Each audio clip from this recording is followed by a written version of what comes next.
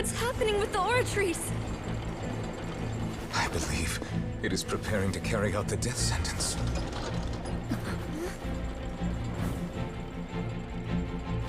Farina!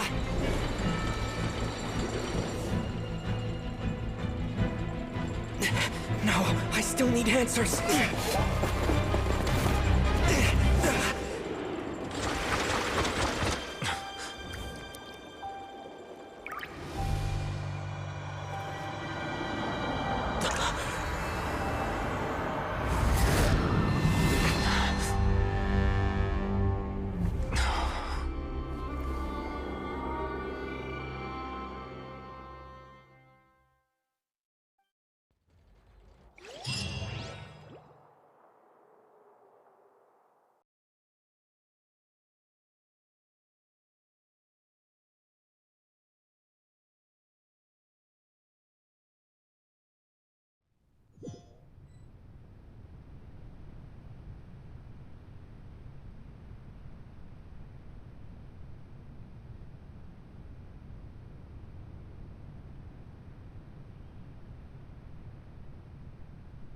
You...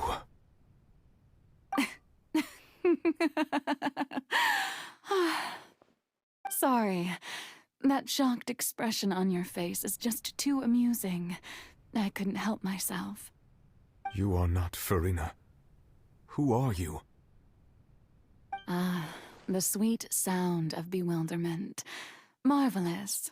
A sure sign that my attempt to deceive everyone was a resounding success. But to answer your question, I am FOCALOR. You know, the god. FOCALOR? Why did you deceive us? Oh, that wasn't my goal, of course. Goodness, no. But I had to fool everyone else too, if I was to stand any chance of deceiving the heavenly principles. Deceiving the heavenly principles? It's all because of that pernicious prophecy. Dreadful, wasn't it? Everyone doomed to dissolve. Fontaine condemned to be flooded. One was not amused. In fact, one was positively bemused when that problem was thrust upon me by my dearest predecessor. That's the former Hydro Archon Egeria for the uninitiated. It hardly gets more disastrous than a preordained national catastrophe, now does it? She knew full well that the prophecy would surely come to pass. And as one of the seven, she also knew full well that one defies the heavenly principles at one's peril. So yes, as you have no doubt surmised, it was a rather impossible situation that I found myself in. I spent a terribly long time mulling it over, alone on the ocean floor. And I was almost growing barnacles by the time I finally realized there was only one possible solution to this confounding conundrum. I had to outwit the heavenly principles, allow the prophecy to be fulfilled, ostensibly at least, while saving everyone at the same time. I'm a genius, I know. I can only assume that's why Egeria chose me as her successor. Although, looking back now, it was hardly the inheritance one dreams of. Between the task of saving the nation, the quotidian duties of the Hydro Archon, and not to mention the original sin of creating a new race of humans, I dare say she left me quite a colossal mess to clean up. But one can only play the hand one is dealt. I did not choose this, any more than I chose to be one of her Oceanid familiars. So you were also once one of the Oceanids, transformed into a human by Egeria's hand? Yes, I was. I always dreamed of becoming human. And I still do, even now. In my eyes, to be human is to be part of the greatest opera ever known. After becoming a god, I separated my divinity from my body and spirit, leaving behind only a self that was as naive and bewildered as my past self on her first day as a human being. The me you see before you now is that divinity, and the human counterpart I left behind, I named Farina. She could feel joy, sorrow, and everything in between. She could be as vain and conceited, or as meek and vulnerable as she wished. Her strengths were of a kind only a human could possess, as were her shortcomings. But in my eyes, Farina's humanity was what made her perfect. She was perfectly human in every way. The person I always wanted to be. Anyway, so then I cursed her. All part of the plan, of course. The plan to deceive the heavenly principles. Do you still remember the final scene of the prophecy? The Hydra Archon alone, weeping on her throne. In order that the prophecy might appear fulfilled, I invited Farina to be an actress, to play the part of the Hydro Archon in the prophecy. Under the curse I placed on her, so long as I, FOCALOR's divinity, continued to exist, she could not die. But nor was she free to live her life in the pursuit of happiness. Instead, she was forced to take the stage in the opera house, to embrace the role of leading lady, to forever play the part of the god from the prophecy, all to create a deceitful appearance of that prophecy coming to pass. I suppose now you probably understand why your court is called the Opera Epiclese. But Farina is only human, isn't she? Even though she has had a long life, her mind is no stronger than that of any other ordinary human being. I cannot begin to fathom what she has had to endure. It must have been torture for her. It has indeed. And although she is, in a sense, me in human form, I most definitely owe her an apology for it. It's been 500 years, and all along, she's been playing her part in the most unimaginably long, unbearably lonely, and agonizingly painful opera of all time. So even Farina doesn't know the truth? You've never once let her in on the full plan? Yes, it had to be done. To deceive the heavenly principles, you must first deceive yourself. She did very well. If she had let her resolve falter even once in these 5 centuries, Fontaine would have been doomed to the most tragic fate. It seems that trusting humanity was the right decision after all. I believe that I understand how your deception works, but that is only half the truth, is it not? How would you build on this foundation to save the people of Fontaine? That is the most important thing. Ah, good, good. Of course, the Iudex of Fontaine has pinpointed the crux of the issue. I'm sure you've long sensed that the Oratrice is no simple machine, yes? I've always suspected that it had its own consciousness. And Lenny did mention that he heard a human voice within the core chamber. It now seems that that person was you, hidden within the machine all along. Am I right? And then I became one with the Oratrice, taking Fontaine's gnosis with me. Yes, it would seem so, wouldn't it? Alas, your understanding of this device still lacks sufficient depth. In truth, it is no enactor of justice. It is, in fact, a device created to kill the god of justice. I beg your pardon? Oh, you have it.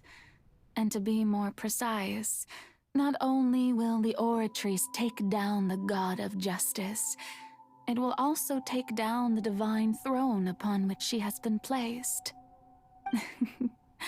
I mean, did you think I would be the sort to enjoy peaceful repose while Farina suffered?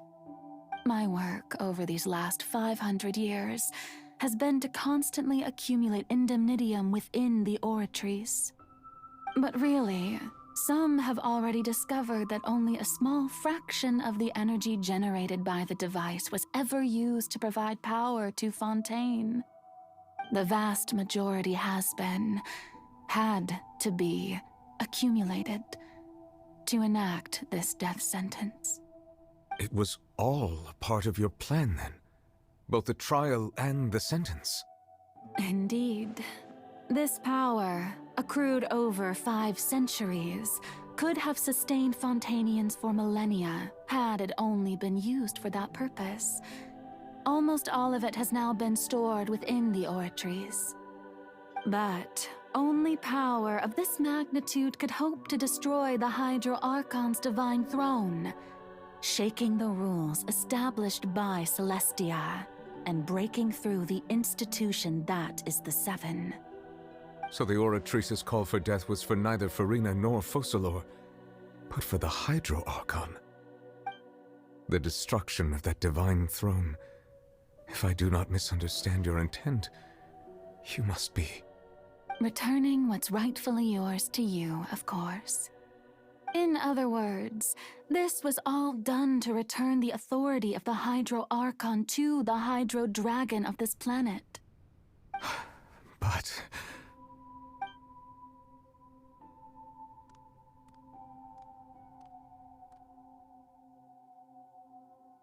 Oh, what? Getting sad again, are we? The authority of the ancient dragons shall soon be yours once more, O Hydro Dragon Sovereign. And this is the face you make. all you've done throughout the years is just so you can sacrifice yourself at the very end. I've never quite seen it that way, you know. Even now, I'm quite pleased at how well my deception worked.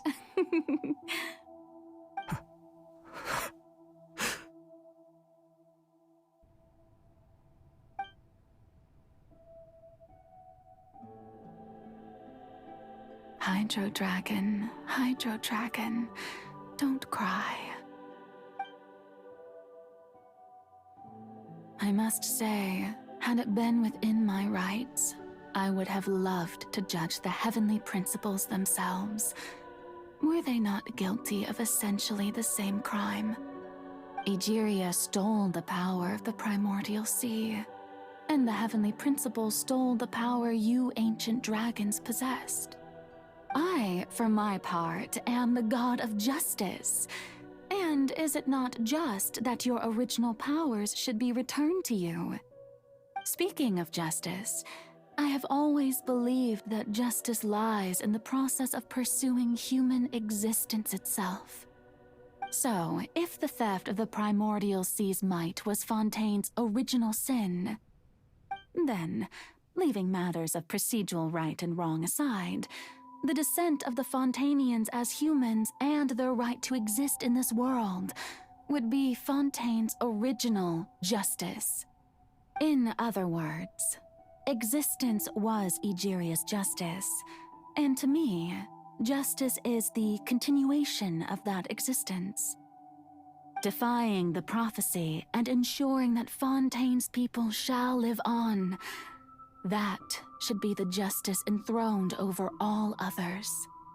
At this point, we, whether it be myself or all other Fontainians, have shouldered the burden of this sin for far too long. Iudex Nervillet, the highest judge in our land, when you regain your full power as an elemental sovereign, what verdict shall you pass upon us? So when I was invited to the court of Fontaine to serve as Iudex, I see now that that was your idea too. At last, I now understand the true purpose behind this position. In the beginning, I was uninterested in human existence. But these 5 centuries of living alongside them have gradually brought about mutual understanding between us. And I have even attempted to feel as they feel. You are a devious one, FOCALOR. Things being as they are, surely you know that I could never declare them to be guilty.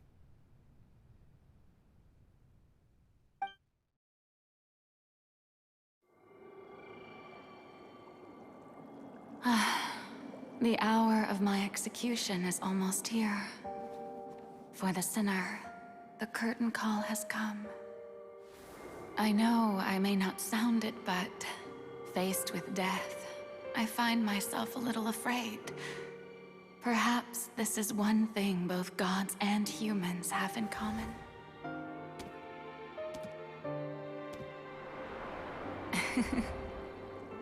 Farewell, Nervalette. I hope you've enjoyed the part you played these 500 years.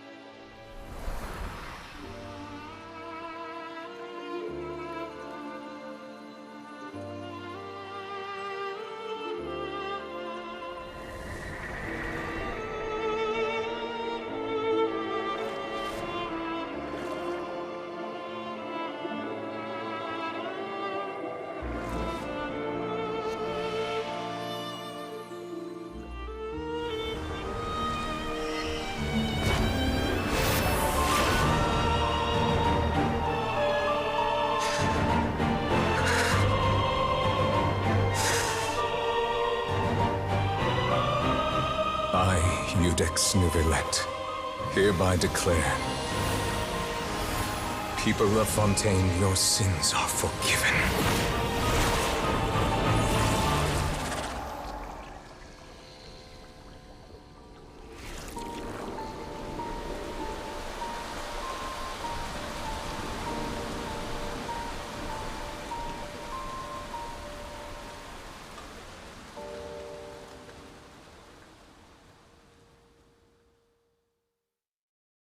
Life, death,